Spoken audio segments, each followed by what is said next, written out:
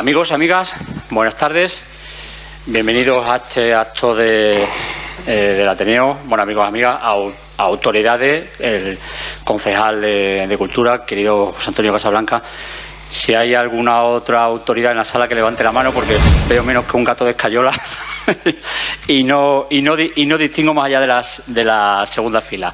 Así que, bueno, en cualquier caso, sean todos ustedes bienvenidos a este acto que organiza el Ateneo en esta sede magnífica de Caja Almendralejo. Nunca podremos agradecer lo suficiente lo que está haciendo la Fundación Caja Almendralejo por la cultura, de un tiempo a esta parte, por la cultura de Badajoz, las facilidades que nos está dando al Ateneo de Badajoz. Perdón, señor presidente del Ateneo, querido Paco Olivares, que se me había olvidado, y está en primera fila, con lo cual sí que lo veo. Decía que muchas gracias, quería agradecer especialmente a la Fundación Caja Almendralejo por poner a disposición del Ateneo, que somos una asociación modesta, todas estas salas y todas estas instalaciones magníficas. Agradecer especialmente a José María Palacio, que ahora no lo veo, el coordinador institucional, por su labor, por su encomiable labor. ¿Ya se ha aburrido? No creo, está ahí. A José María Palacio, pues el agradecimiento por su labor y por todas las facilidades que nos pone a disposición de la cultura y del Ateneo en toda esta clase de eventos. A continuación voy a presentar a nuestro protagonista, y como protagonista que es, no quiero robarle ni un minuto más de gloria. Yo siempre repito en estos casos la frase de Baltasar Gracián, que lo bueno si breve, dos veces bueno, iba a decir, dos veces bueno, pero permítanme ustedes que tire de ficha técnica, por lo menos para poner un poco en contexto la situación y del caballero que tengo aquí a mi izquierda presente. Bueno, César Pérez Gellida es vallisoletano, de pro, licenciado en Geografía e Historia por la Universidad de Valladolid. Ha realizado también un máster en Dirección Comercial y Marketing, colaborador del Norte de Castilla de nuestro buen amigo Ángel Ortiz, que antes no hemos hablado, pero ya tendremos ocasión, con la sección cultural La Cantina del Calvo, que dirige también, digo, junto a Dolores Redondo, el Festival Black Valladolid, un certamen de literatura y vino en el que la última edición, la tercera, a escritores como Muñoz Molina, Lorenzo Silva o Espido Freire se han sumado letristas y compositores como Iván Ferreiro, Marwan o Rosalén. Y es que, como veremos, la música está muy presente en la obra de César Pérez Gellida. Su estilo es puro rock and roll, como habrán tenido oportunidad de comprobar. Nuestro invitado ha escrito nada menos que 14 novelas en menos de 10 años. Es una auténtica ametralladora con los teclados. Se inició con Memento Mori en 2013, primera parte de la trilogía Verso, Canciones y Trocito de Carne, que continuó con Dies Irae y Consumatum Es. La adaptación audiovisual de la trilogía, al menos de la primera parte, aunque me acabo de confesar que pronto van a iniciar la segunda parte, se estrenó en octubre pasado. ¿Qué? Eso no lo puedes contar, te lo he dicho off the record, no lo puedes contar. Bajo sumario. ¿Ves? Ahora tengo que matar a todos y cada uno de los asistentes, enterrarlos en un pinar para que... Pocos me parecen para los que aparecen en tus novelas, así que estaría chupado. Quiero decir que, bueno, como ustedes saben, la adaptación de la primera parte de la trilogía ha sido estrenada en octubre en Amazon Prime y además se ha mantenido 11 semanas en el top 10 de las zonas más vistas, de las series más vistas de la plataforma. A este éxito rotundo siguió una segunda trilogía titulada Refranes, Canciones otra vez y Rastros de Sangre, con títulos rotundos como Sarna con gusto, Cuchillo de palo y A grandes males. Continuó más tarde con Quimera, Conets, Todo lo mejor, que fue premio Festival de Novela Negra de Valencia en 2019, Todo lo peor, La suerte del enano, Astillas en la piel y Nos crecen los enanos. Todas ellas conforman el bagaje literario de nuestro invitado con suma de letras, bajo el sello editorial de Penguin Random House, porque el Día de Reyes llegó de destino con el Grupo Planeta y el Premio Nadal 2024 para Bajo Tierra Seca, que es la obra que nos ocupa, que probablemente marcó una nueva aventura editorial, aunque esto es mucho lucubrar en su obra. En cuanto a estas, sus novelas destacan por el realismo y por el rigor científico que aplica a los campos criminalístico y forense. En Bajo Tierra Secas me atrevo a decir, y es mucho decir, un nuevo estilo, porque retrocede por primera vez en el tiempo para contarnos un relato de sangre, fuego y barro, inspirado en hechos reales. Y aquí no descubro nada nuevo, ni me puedes acusar de nada, porque lo confiesa el propio autor en el epílogo del libro. Se trata de la historia de Belle Sorenson Garnes, ¿no? Nacida Brynhild Pauldatter Thorsen. Discúlpeme, pero no practico el noruego. No se te da bien. Es una chica que nace en un pequeño pueblo de pescadores en Noruega, a mediados del siglo XIX. Emigra a Illinois, donde pone varios anuncios buscando marido, y se casa con algunos ganaderos ricos de la zona, a la que asesina a todos. al que envenena para posteriormente heredar su fortuna. Se le achacan 49 asesinatos, incluidos los de sus 5 hijos. Tres de los 5. 3 de los 5 hijos, y los 2 restantes no se sabe. No están vivos. En realidad se cree que hubieran matado a más de 60 personas, o sea que 2 arriba, 2 abajo, sí, tampoco nos vamos a pelear. Bueno, pero a lo mejor esos 2 hijos tienen mucho que decir en eso. Para escribir una novela. Bajo tierra seca, en cualquier caso, adapta esta historia en el contexto regional extremeño de 1917, ahora nos contará por qué. Fundamentalmente es una novela de violencia y hombres. Hombres cuya vida giran alrededor de una mujer que no está presente, además, y no voy a descubrir nada, giran alrededor de la violencia, que en este caso tiene nombre de mujer, Antonia Monterroso, como otro asunto de la asesina Beles Gasnes, ¿no? Y es que la historia comienza por el final, el incendio que destruyó la ficticia hacienda Monterroso, como devoró en realidad el rancho en el que vivía la noruega. Ambas mujeres perecen calcinadas, o no. Y no cuento más porque la protagonista de Bajo tierra seca, Antonia Monterroso, la viuda, es infinitamente más rica en matices y en elipsis literarias que podría ser la real, Gasnes. Aunque como esta, Antonia Monterroso llega a Extremadura tras dejar atrás tierras remotas y un pasado complicado. La viuda se negará a aceptar su condición social y utilizará sus encantos para manipular a los hombres y dibujar una línea inmediata y directa hacia el enriquecimiento. Caiga quien caiga. Y ya les digo yo a ustedes que caen muchos, porque la viuda es como las sirenas que arrastran a los hombres a la perdición. Jacinto va a contar el final. Lo digo porque el autor nos avisa de estas circunstancias sobre la pista de la muerte. Va a contar el final de la novela. No, precisamente por una cita de Homero que consta de que habla de la sirena. O sea, que quita bueno, poco. Bien. Y empieza así con esa cita de dinero. Por favor, abran el libro y lean la primera página. Es así. La viuda es una mujer grande, fuerte y voluptuosa, nacida en los Balcanes, cuyo nombre de pila, aunque es decir mucho que pueda llegar a estar bautizada, es Senka, sombra, que también dice mucho. Emprende con su madre trapecista una vida nómada en el circo ruso que le lleva por media Europa hasta que en 1914 quedan atrapadas por la Primera Guerra Mundial en el sur de Francia, de aquí a Portugal y de Portugal a Extremadura como paso natural y necesario en el argumento del libro. Ahora, ¿por qué Extremadura? ¿Por qué Zafra? ¿Y por qué El Raposo? Eso tendrá que responderlo el autor, porque yo creo que este thriller rural solo podía darse en La Raya, en una opinión personal, pero es así, podía darse en La Raya, en la Extremadura fronteriza de 1917. Por eso dije al principio que probablemente el autor está inaugurando un nuevo género literario, el western extremeño, también del que algunas pinceladas nos dejó en su momento Jesús Carrasco en Intemperies, si ustedes recuerdan un poco. Es un western en cualquier caso adictivo, con un ritmo frenético, con latifundios, caciques y jornaleros, que le recordarán a ustedes un pasado de miseria, no tan lejano, por cierto, de esta tierra, con encinas, con cerdos y con tiros, con muchos tiros. El autor se le nota además el oficio guionista y bien pudiera haber suscrito una película de Tarantino, porque la novela tiene más muertos que Juego de Tronos y un final espectacular en El Cortijo de Acevedo, que recuerda una película de Sam Peckinpah. Que lo va a contar. No. Que lo va a contar. Ayer me dijeron esto también. No, pero sí puede ser, pero es que además que recuerda a Wyatt Earp en OK Corral, o sea, y hasta ahí, pero es una cosa así. Y el Grupo Salvaje. No, y además aquí me freno porque me voy que estoy entusiasmándome demasiado, quizá también al público, y voy tomando carrerilla y a poco que me descuide le cuento. No, claro, sí. Hasta lo de la callejina, que como se dice en mi pueblo, así que lo voy a dejar aquí. Quien tiene que contarle mucho, y por cierto, y bien, es el autor, César Pérez Gellidas, que además es un excelente conversador.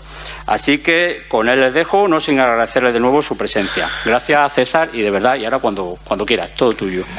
Pero vamos a ver, Jacinto, que tiene nombre de capataz, tiene nombre de capataz de Hacienda. ¿En serio me vas a dejar solo después te voy a obligar otra vez a leerlo de nuevo? Esto es la ficha técnica, sí que. Bueno, muy buenas tardes a todos y gracias por estar aquí en esta tarde tan preciosa extremeña. No sé por dónde arrancar, la verdad, porque Jacinto ha hecho una presentación extensa y sucinta y muy bien llevada. Y me gustaría tener una primera pregunta. Y no sé si Jacinto se ha traído, aparte de la presentación, te has traído preguntas para compartir o directamente vamos al público, levanta la mano, porque yo esto de de soltar mi speech aquí y contaros mi vida y milagros y mi obra, se me da muy mal. Yo prefiero ir bueno, construyendo este diálogo con todos vosotros, si os apetece, y si no, yo vengo de un sitio de tomarme cañas ahora mismo y me vuelvo inmediatamente. Así que, Jacinto, mira, la responsabilidad es tuya. Si te parece, ahora que el público pregunte todo lo que quiera y tú respondes también, efectivamente, lo que te dé la gana, pero a mí sí que me gustaría que una primera pregunta, que sería ¿por qué esta novela en Extremadura y por qué ese año en concreto? ¿Vale? Ya sé que está inspirada en un hecho real, como hemos comentado y tal, pero ¿por qué en Extremadura? Porque además sí es cierto que se ha criticado, ha habido una cierta crítica por parte de cierto sector, porque ya estamos otra vez con la leyenda negra de Extremadura, los santos inocentes, es decir, estamos volviendo un poco a lo mismo. O sea, ¿por qué abundar más en ello? ¿Por qué? Es que no hay un porqué. Para empezar, porque uno cuando hace ficción y decide buscar un lugar para enclavar sus novelas, no está pensando en nadie, no está pensando en lectores, no está pensando en los oriundos del lugar, está pensando en lo que más se adecua a esa novela. Y básicamente yo quería replicar las condiciones que se encontró Belgunes cuando llegó a Indiana, a esa parte de extensiones latifundistas, agropecuarias, a principios del siglo XX en Estados Unidos, y yo quería replicar esas condiciones hostiles que ella se encontró. ¿Podría haberlo hecho en cualquiera de las dos Castillas? Claro. ¿Podría haberlo hecho en Andalucía Occidental? También. Pero lo hice en Extremadura seguramente porque me apeteció mucho. Porque al recorrer Castilla-La Mancha y bajar hacia esta zona y encontrarme con Tierra de Barros y pararme en Almendralejo y en Zafra, dije, esta es la zona. Pero fíjate que yo en ningún momento pensé que eso pudiera llegar a ofender a alguien. Jamás lo pensé. Pero lejos de importarme, me da igual que haya gente que se haya ofendido. Porque claro, yo pienso en Miguel Delibes cuando hace Los Santos Inocentes, pensando en su despacho, ¿habrá gente que se ofenda porque refleje la miseria que había en 1960 cuando él hace Los Santos Inocentes en esta tierra fronteriza entre Portugal, que no se define muy bien en Los Santos Inocentes dónde es, pero intuimos que es en la zona de Extremadura, limítrofe con Portugal? ¿Qué lo mismo da? ¿Qué lo mismo da? Para mí es muy importante el entorno, claro que sí, pero en ningún momento ningún escritor está pensando en ofender a nadie cuando encuadra una novela en un lugar. A mí me ha tocado este lugar y principalmente lo he hecho porque me apetecía, básicamente. ¿Cómo te quedas, Jacinto? Fenomenal, además es lo que pensaba exactamente. Pero vamos, que igual que hablamos de Delibes, podemos hablar del Pascua Duarte de Cela, ¿vale? Y, claro, he comentado antes, Jesús Carrasco, Intemperie, y nadie ha puesto el grito en el cielo por ello. O sea que, ¿hay alguna pregunta? ¿Alguien quiere preguntar algo? ¿Algún ofendido en esta sala?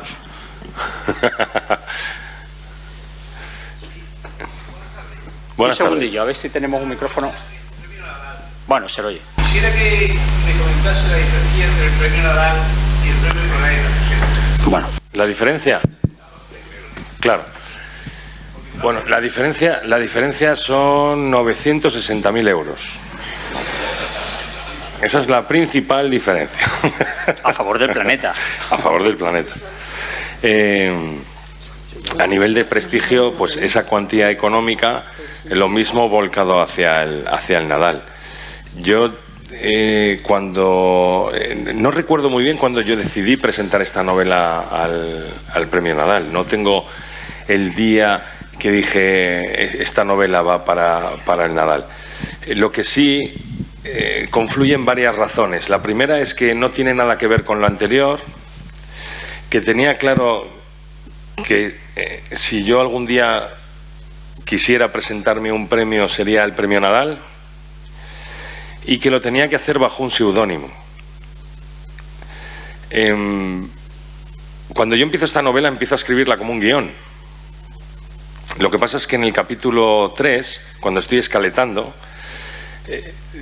tengo la sensación de que me está cortando un poco la libertad narrativa con la que yo escribo normalmente mis novelas, y doy un paso atrás y decido escribirlo como una novela. Y cuando termino el manuscrito, yo tengo varias opciones, que es hablar con mi editorial, con Penguin Random House, con Suma de Letras, y ofrecerles la novela, porque yo ya estaba libre de contrato en aquel momento, o presentarla al Premio Nadal. Y tomé esa determinación. Y no me acuerdo de más. Ya está. Sí. Yo voy a preguntarte un poco por el proceso creativo, cómo surge esta idea, porque tienes que pensar un poquito de lo que habemos visto en tus anteriores novelas hasta la fecha. Y saber un poco también si pronto o en el futuro podemos ver un César Pérez Heredia en otro registro diferente de esa novela negra tan característica tuya de la que estamos acostumbrados. Vale. El germen es la historia de Belgunes, que ya os la he contado, que es esta mujer noruega y que a mí me sorprende mucho su historia, pero no porque esté en el top de las mujeres asesinas en serie más atroces de la historia, sino porque yo investigué el caso y me llamaron muchísimo la atención los motivos por los que ella decide recorrer ese camino sangriento. Realmente me llama la atención el proceso, no me llama la atención el final. Normalmente cuando leemos una noticia de este tipo, vamos al final y nos quedamos con las cifras y decimos ¡wow! Pero no nos solemos interesar en ese histórico vital y qué es lo que le lleva a tener esa conducta. Cuando yo conozco su caso y creo que tengo la información suficiente y he conectado con la persona, creo el personaje. Pero yo no quiero escribir nada fuera de mis fronteras. No sé por qué motivo, pero me apetece hacerlo en mi país. Entonces españolizo la historia, españolizo el personaje y busco un lugar en concreto que se pueda asemejar a las condiciones que se encontró Belgunes allí. Y luego aparte porque me apetecía mucho hacerlo en Extremadura, porque yo en mis novelas, en las 13 que preceden a Bajo Tierra Seca, he recorrido muchas partes de España, muchísimas. No solamente escribo de Valladolid, te puedo decir muchísimos sitios donde han transcurrido mis novelas. Pero resulta que en Extremadura no. Y me apetecía mucho que esta novela, que tiene algo muy especial para mí, porque es como un renacer dentro de mis capacidades literarias, me apetecía mucho que fuera en una tierra desconocida para mí, y me obligaba a venir a conocer, a empaparme de esa zona de Tierra de Barros. ¿Escribiré otros géneros? Pues probablemente no, porque yo me tengo que divertir escribiendo. Este oficio es un coñazo, es muy poco aconsejable. Si hay alguien aquí que está pensando en ser escritor, que desista. Requiere mucho tiempo delante del teclado, en un bicho que no te cuenta nada, se lo tienes que contar todo tú, necesitas muchas horas delante del teclado y al final, si tú no te lo pasas bien en tu cotidianidad, si tú no te diviertes, no merece la pena. Y yo me divierto fastidiándote a ti como lector, incomodándote, engañándote a ti. Esa es la única forma en la que para mí tiene sentido. Porque yo cuando estoy escribiendo y digo voy a hacer este giro, no estoy pensando en vuestras caras, pero estoy pensando en esas caras anónimas que van a estar en ese momento leyendo la novela y me van a insultar. Me encanta. Es un halago para mí. Y esto es lo que me divierte, esto es lo que me impulsa. ¿Podría escribir novela romántica?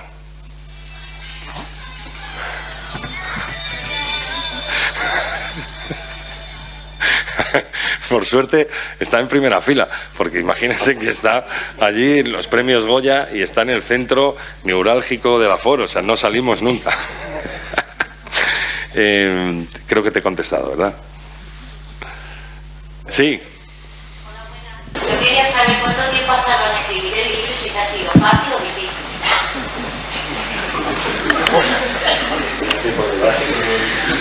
Si hubiera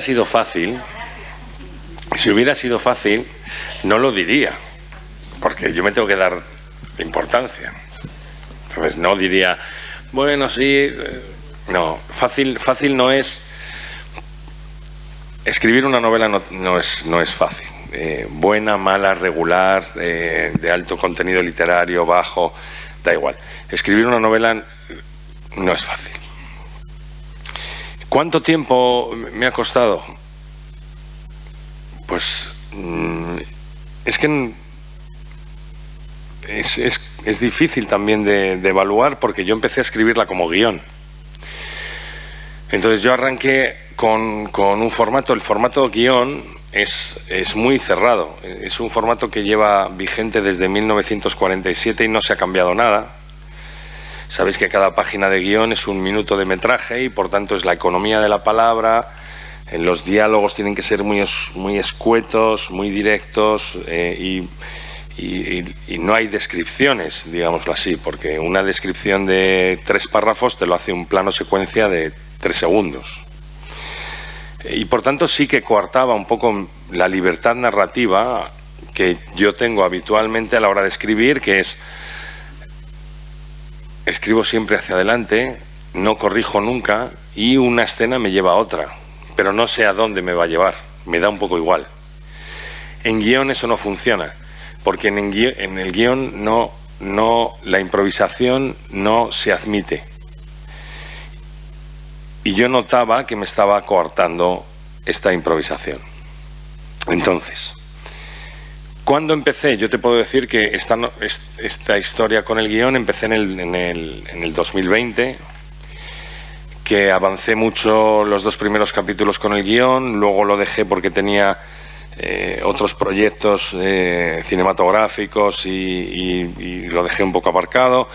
Volví, retomé, en el 3er capítulo dije no, empiezo la novela escribí muy rápido los 3 primeros 4 o 5 capítulos y luego paré. Entonces ha sido un poco como a trompicones, pero no me importaba porque los personajes los tenía muy metidos en la cabeza. Y al final, escribir es interpretar. Y si yo tenía muy claro cómo funcionaba Jacinto Padilla, si convivía con Antonia Monterroso más tiempo casi que con mi mujer, que está aquí presente,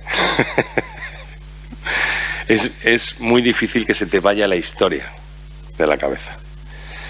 Pero el tiempo no es una variable importante en todo esto. No es. Lo que pasa es que a lo mejor tú eres escritora o quieres ser escritora, ¿no? Y hemos venido todo y nos ha preguntado, ha dicho nuestra profesora que preguntáramos de la tema de la narrativa. Te puedo preguntar, ¿de qué curso eres? ¿En? CEPA adultos, vale. ¿Y tenéis lecturas obligatorias? ¿Y te han mandado leer El árbol de la ciencia, a lo mejor? Todavía estáis en proceso. Bueno, nada, pues la respuesta. Más cosas. Aquí. Sí.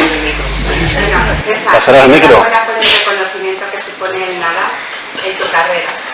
Yo quería preguntarte, porque te he escuchado en redes sociales hablar de que la pobreza es un elemento para ti que te ha ayudado a hablar de la hostilidad de la tierra, ¿no? Me gustaría que nos pudieses explicar cómo ha sido para ti integrar esa pobreza y qué significado ha tenido dentro de la narrativa de la novela.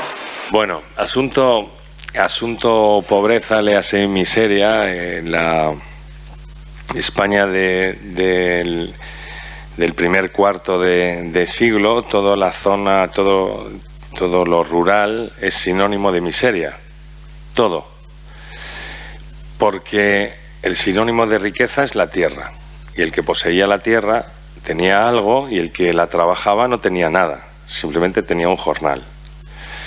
En distintas zonas de España, sobre todo donde se dan los latifundios o explotaciones agropecuarias donde hay un propietario de la tierra con una extensión enorme que no se explota debidamente porque no se saca el fruto de esa tierra de forma adecuada, porque España no estaba industrializada todavía en el ámbito rural y no importaba a nadie porque el dueño de la tierra tenía recursos suficientes para seguir siendo rico y estar en la cúspide social.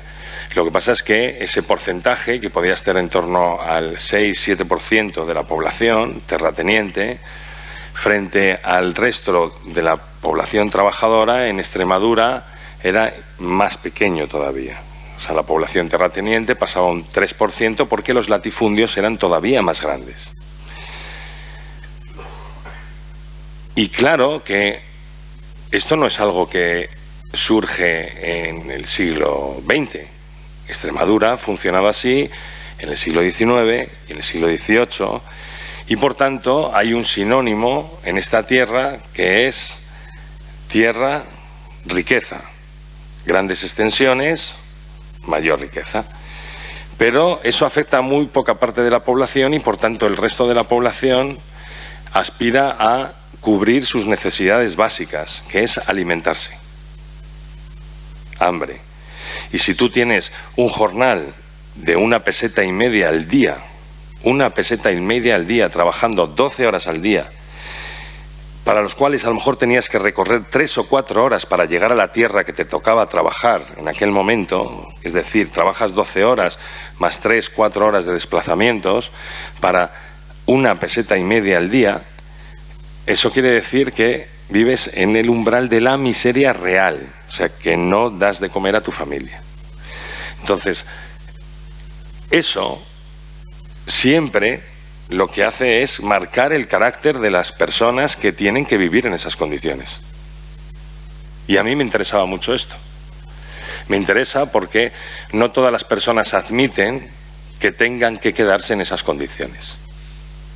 Y a partir de ese hecho, yo lo que hago es ficcionar, porque es mi obligación. Yo genero ficción, yo no escribo ensayo ni hago novela histórica. Genero una ficción a través de unos hechos que para ti son plausibles porque son reales. Y la segunda pregunta era, que se me ha olvidado. ¿Qué significaba que hubieses descubierto que ese era el lugar? Lo de Almendralejo. Es que no es que te venga una paloma blanca y te diga, es este el lugar, Calvo. No sucede así. Simplemente que cuando yo estoy recorriendo esa zona, no porque Almendralejo me parezca especialmente maravilloso, Zafra sí que es verdad que me llamó más la atención en cuanto a localización de interiores, porque yo siempre que escribo estoy pensando en imagen, siempre. Y Zafra me llamó mucho la atención. Pero resulta que Almendralejo, cuando yo investigo, Almendralejo tenía el cuartel de la Guardia Civil, fundamental de la zona, porque era una población dominante de la comarca. Y cuando decido que va a ser en Tierra de Barros, lo que hago es recorrer con el coche por tierras, vamos a ver, que no tengo un 4x4, por caminos y de repente descubro lo del Raposo y de repente descubro sitios que me apetece que estén en la novela, pero no hay un momento luminoso que te diga es aquí, simplemente que decidí que de ahí no bajaba más porque tenía lo que necesitaba. A lo mejor no es la respuesta que querías escuchar. Ya, pero como haces así con las cejas, a lo mejor esperabas... Tú eres de Almendralejo. No, pero conozco a Almendralejo, soy extremeña, sí. Y claro, efectivamente, no es que yo en particular hablo de mí, no es que ni me duela ni me deje de doler menos que hayas podido poner esta novela en Extremadura, pero sí me ha llamado mucho la atención que lo que vaya a salir pues sea la pobreza, las condiciones de miseria. Pero espera, ¿tú has leído la novela? ¡Ay! ¿Y no te parece que hacer un prejuicio es algo equivocado? ¿No te parece?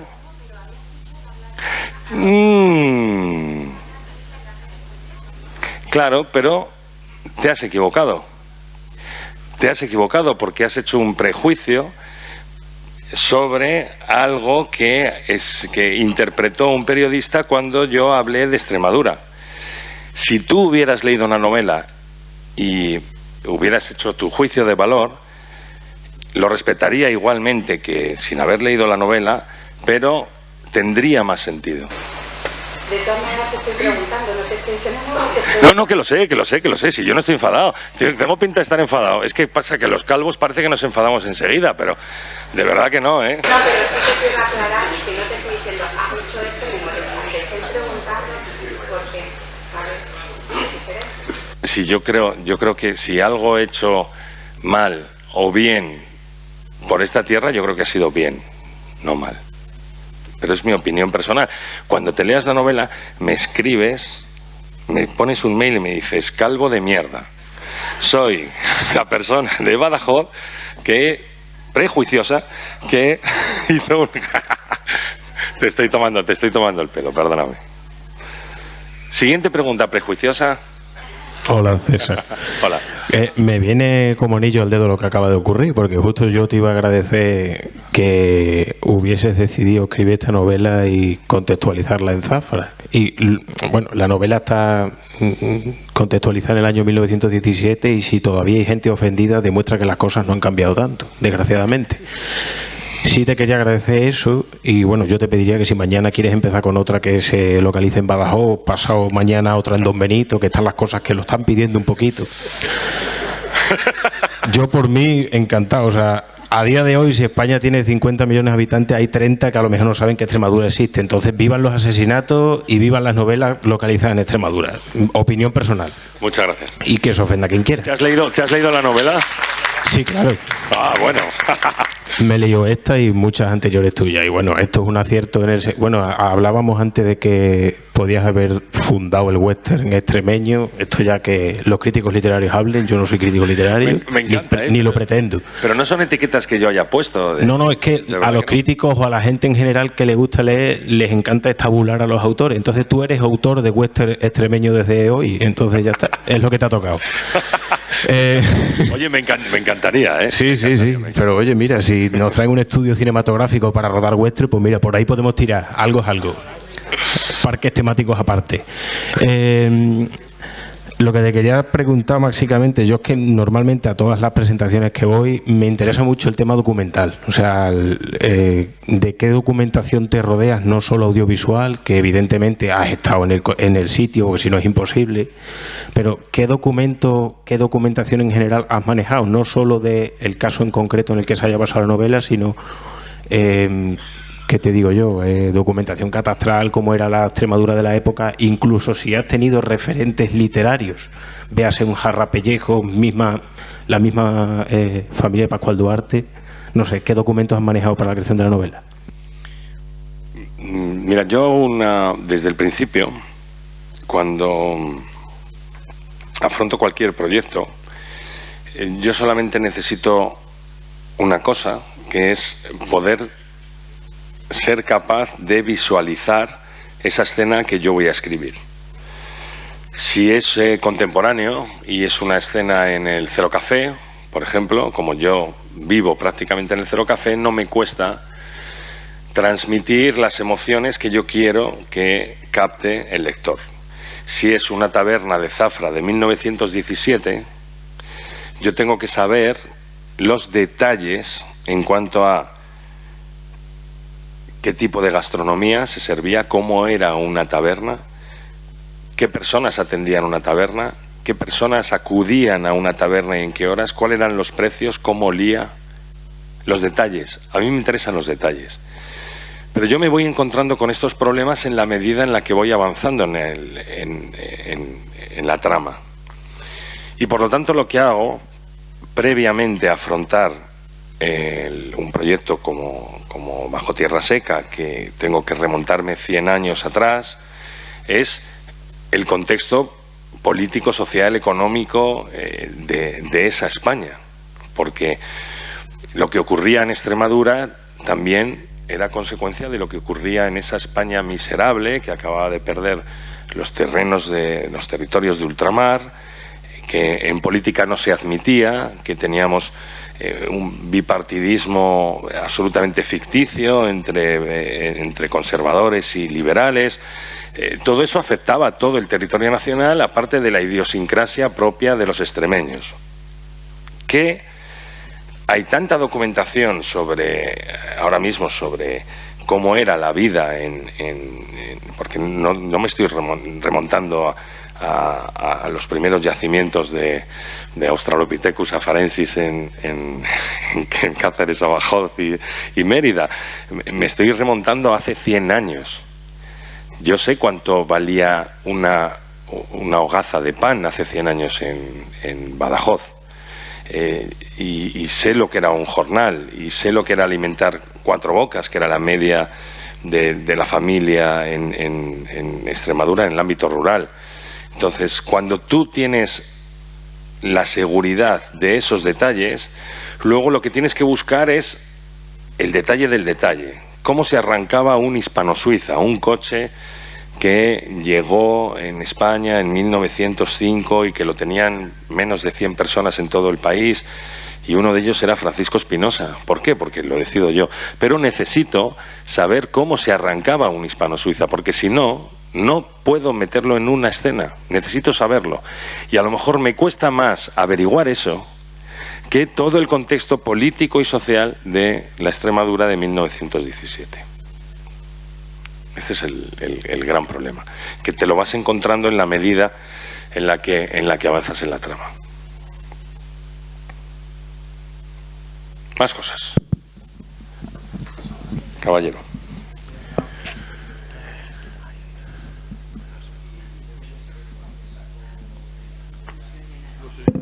Por aquí hay un micro. Espere un segundo, caballero. Yo sí le estoy escuchando porque tengo la acústica. Sí, pero le van a pasar el micrófono y ahora repítame.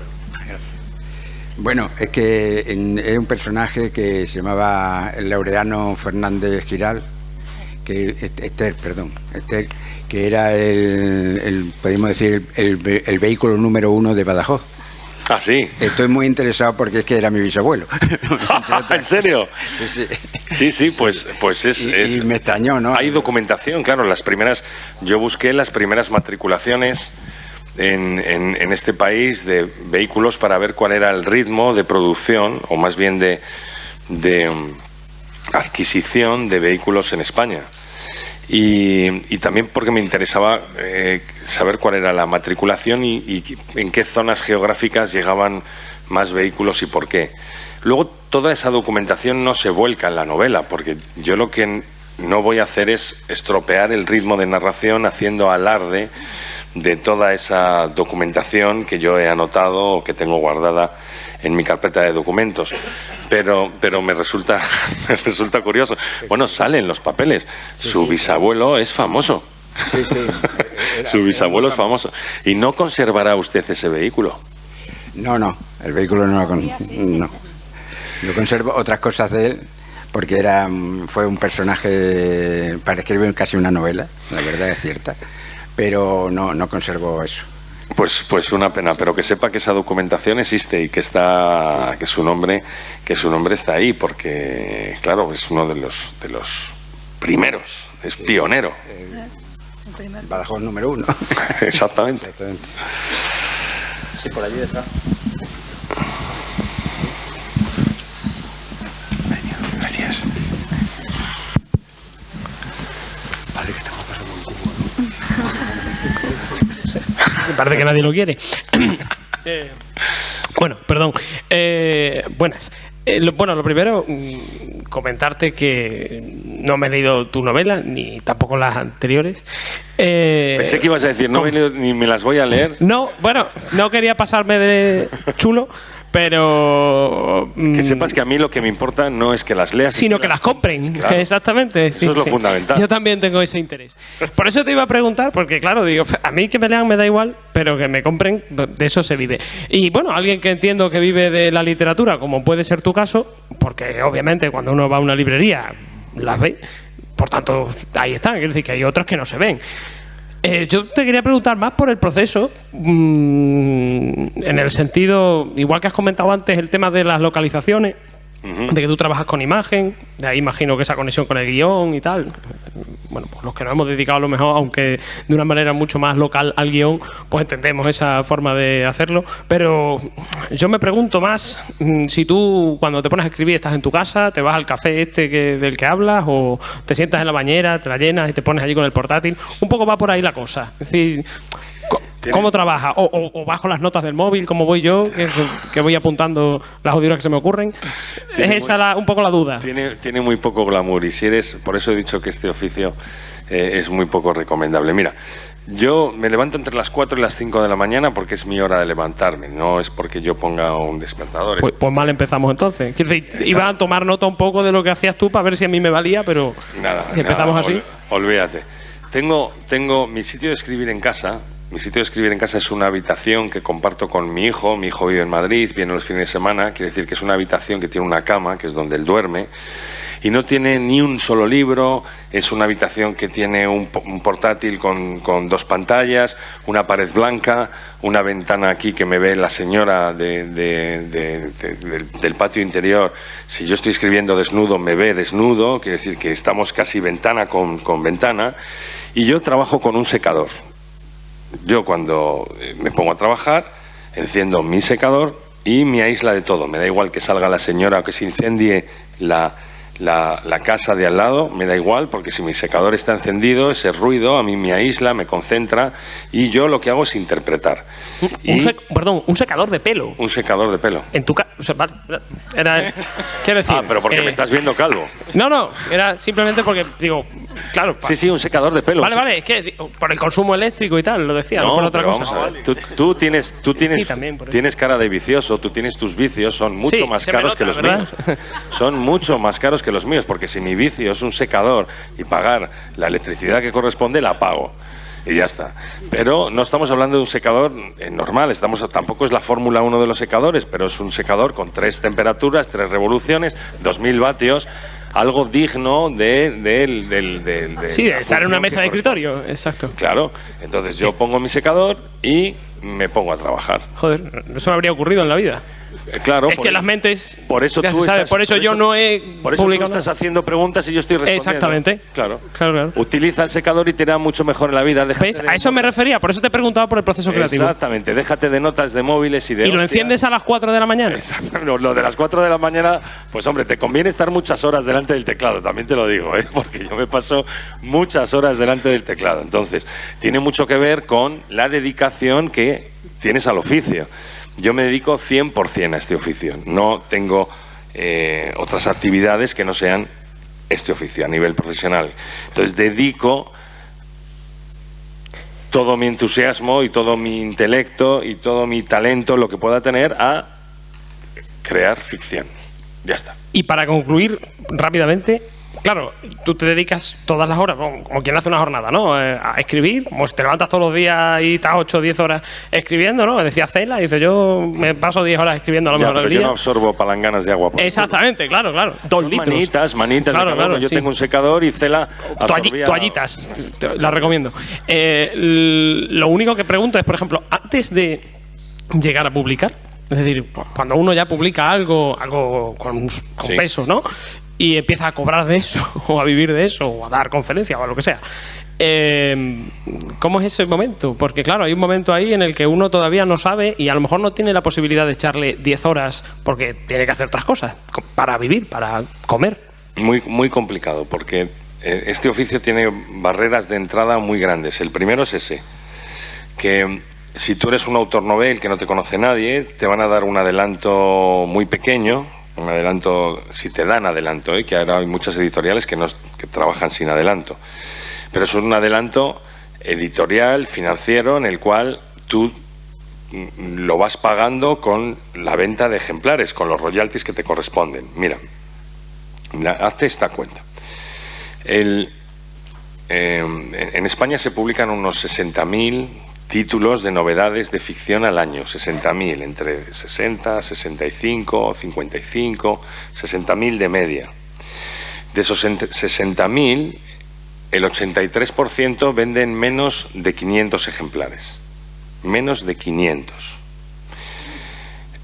Los escritores cobramos más o menos un 10% del PVP bruto. Eso significa que si el precio medio son 20 euros, tú facturas 2 euricos de cada ejemplar vendido. Luego, cuando pagas impuestos, de esos 2 euros te queda 1,20, 1,30, más o menos. Quiere decir que cada ejemplar vendido, tú facturas, te llevas a tu bolsillo 1,30 euro. ¿Cuántos ejemplares tienes que vender para poder vivir dignamente de este oficio? Esta es la cuenta. Y si sabes que la mayoría de las novelas que se publican en este país venden menos de 500 ejemplares, por eso decía que es un oficio poco recomendable, como dedicación exclusiva. Si tienes otra dedicación y al margen escribes y es un complemento, va a ser difícil que triunfes como escritor, pero sí puedes llegar a publicar novelas y que para ti sea una satisfacción personal, etcétera, etcétera, y llegues a un público más o menos extendido. Da igual. ¿Tú tienes trabajo? Si tienes uno para mí, yo por lo que sea, me da igual.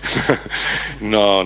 Bueno, sigue escribiendo, que nadie te quite la ilusión y claro. Menos un calvo con gorra que viene a Badajoz a dar lecciones. Nada, ¿no? todos llegaremos a ese punto, no te preocupes. Muchas gracias. A ti. ¿Más preguntas?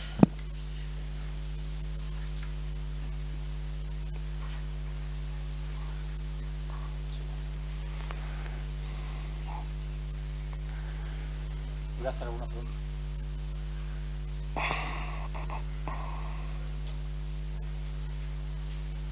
Ahí al fondo. Hay otro. Buenas. Yo sí te escucho, ¿eh? Se escucha bien. Vale, ya, ahora creo que sí. Bueno, yo sí que he leído la novela y quería darte las gracias y darte la enhorabuena. Me ha parecido una novela muy buena, tiene mucho ritmo, la verdad es que engancha. A veces dices, este cabrón, ¿dónde me lleva? Porque no sabes, hay mucha vuelta, hay mucha... sí, es verdad, esa narrativa de vuelta adelante, vuelta atrás, que a veces tienes que colocarte un poco en el terreno porque dices, a ver por dónde nos lleva. Y sí que me ha parecido bastante entretenida, engancha mucho, se lee muy fácil y rápido. Y bueno, la verdad es que la novela tiene como muchas capas, muchas cosas, ¿no? Por ejemplo, me ha gustado o me ha interesado, por ejemplo, el teniente de la Guardia Civil, ¿no? Que arrastra un síndrome de estrés postraumático, que eso parece que se inventó en el Vietnam, pero ya lo tenían nuestros soldados, ¿no? Que vienen de Filipinas y vienen de Cuba, ¿no? Habla también de esa adicción a la heroína o al opio, ¿no? Tan popular hoy en día, ¿no? Con el tema de fentanilo, que está bastante bien. Y no sé si estoy destripando mucho, a lo mejor, pero bueno. No, vale. No. Cuando eso ocurra, yo te daré el alto. Vale.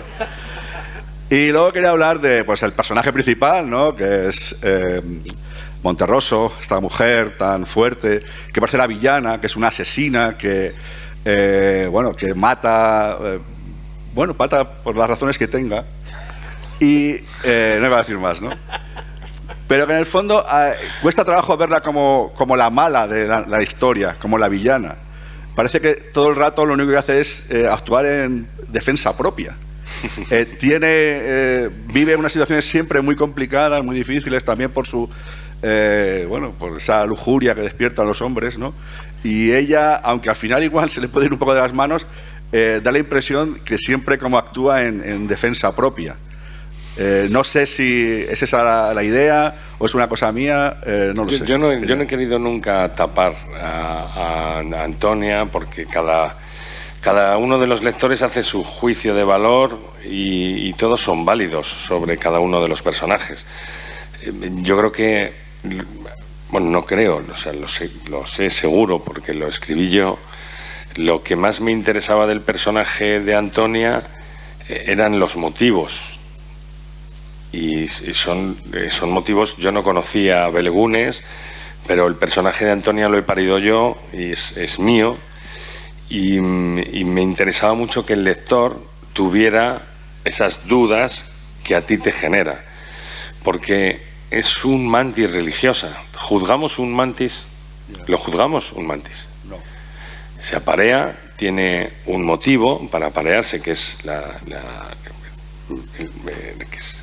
especie siga continuando, pero devora la cabeza del macho inicialmente durante la cópula y después se come el macho porque necesita esas proteínas para poder tener la progenie. Bueno, son insectos, no los juzgamos, juzgamos a las personas, pero el proceso del crecimiento del personaje, lo que en guión se llama el arco de personaje, arranca con un juicio de valor que se hace por parte de todos los lectores, que es ha sucedido esto, y después lo va recorriendo hacia atrás. En estos saltos en el tiempo conoces a Antonia por su conducta y conoces a Antonia en el presente por lo que dicen las personas que han convivido con ella cómo es. Pero Antonia no habla de ella. Antonia solamente se comporta como Antonia. Y tiene unas motivaciones, claro que sí. ¿La justifican? Yo diría que no. Pero a ti te hace empatizar con el personaje. Y eso no quiere decir, no es sinónimo de que te caiga simpática. Simplemente que entiendes las motivaciones, empatizas con esa persona. Y esto es lo bonito de la narrativa, que tú consigas que un personaje tan siniestro llegue a empatizar con los lectores porque entras en su cabeza. Fantástico. Eres un buen lector, habría que clonarte.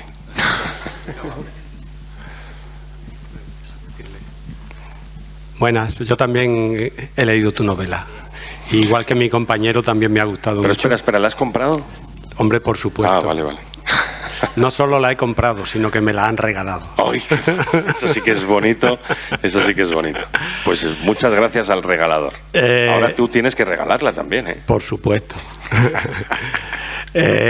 Aquí mi compañero Modesto me ha destripado la pregunta, pero aparte de la protagonista, Antonia Monterroso, a mí me ha dejado también un poco, digamos, no fascinado, pero también perplejo, aunque esto se sabe desde hace mucho tiempo. Y hoy en día que está al cabo de la calle estos continuos sobresaltos de corrupciones que nos asaltan a diario, la corrupción endémica que trasciende en el fondo de la novela, la corrupción del poder.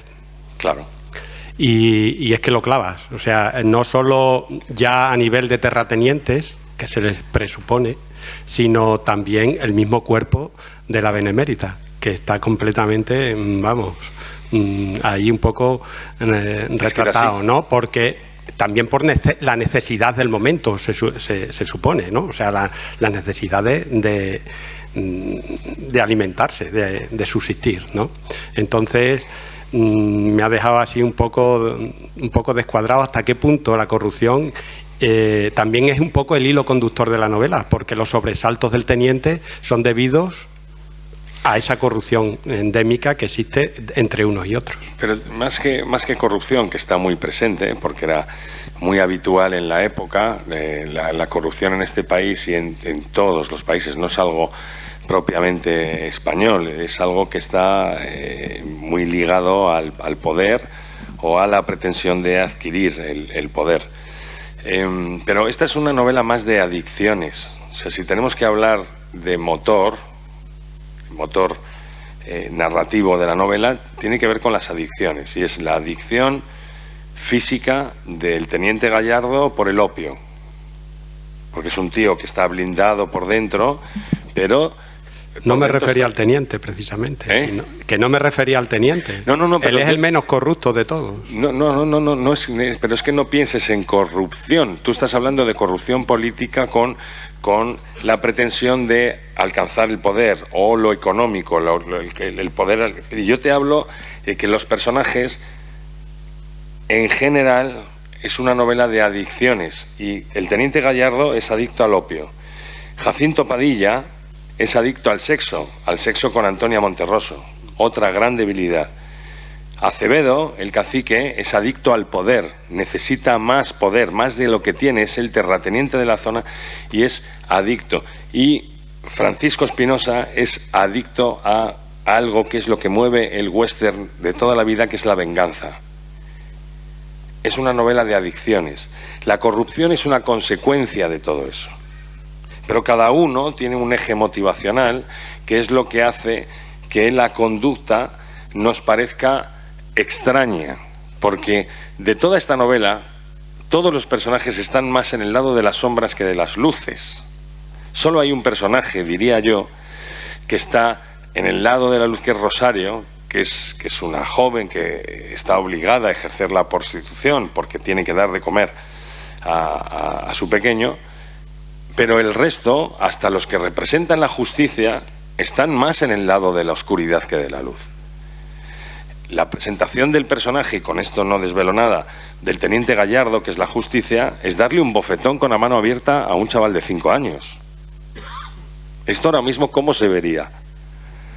Pero el tipo representa la autoridad, es la Guardia Civil, es teniente de la Guardia Civil. ¿Cómo no le va a dar un bofetón a un niño que parece que le va a faltar la autoridad?